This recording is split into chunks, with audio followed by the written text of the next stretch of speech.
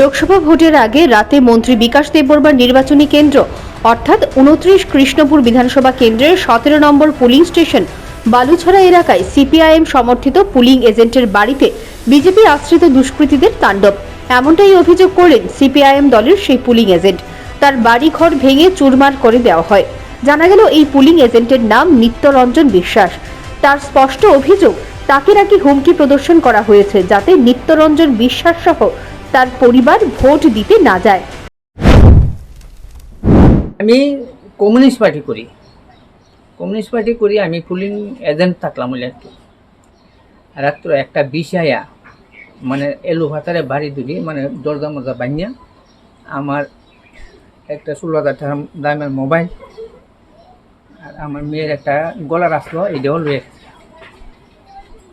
চিন্তা করছেন নি কারা হয়েছে? আমি দুইজন লোককে চিনছি,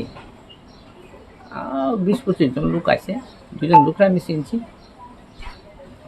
তো এই ব্যাপারে থানাত কোনো কমপ্লেন দেওয়া হয়েছে? কমপ্লেন দেওয়া হয়েছে। আটক করছেন এমন খবর হয়েছে? না না, আটক করছে না। আটক করবো হ্যাঁ। থানার থেকে কেউ আইছে না? আইছে। যারা চিনছেন তার নাম কি? না আমি দেখেন না, আমি আপনার সামনে এখন করতাম না, কারণ আপনারা ওখানে আইছেন, আপনারা ডিউটি সেরে দেবেন। আমি ওই তো রাত্রেবেলা আমি আমার হুমকি দিয়ে গেছে যে যদি কোনো কিছু তাহলে তুমি এখানে আর প্রাণে বাঁচতা না। তার রাজনৈতিক ব্যাকগ্রাউন্ড? তারা ব্যাকগ্রাউন্ড তো বিজেপি দলের, জয় শ্রীরাম করে মানে আয়া বাড়িতে ঢুকছে। তো আপনি ভোট দিতে গেছেন নি? না আমি বুঝতাম দিছে না করছে? আমার তো ভোট দিতাম এখানে রাত্রেবেলা না করে গেছে। ভোট দিতে গেলে তোর ভোট হয়ে গেছে, আমি তো আর ভোট দিতে। কোন বিধানসভা এটা? এটা 29 কৃষ্ণপুর বিধানসভা। আপনি কোন বুথের এজেন্ট ছিলেন? আমি 17 নং বুথের। আপনার ভোট কি 17 নম্বরে? হ্যাঁ 17 নম্বর বুথ। নাম কি আপনার?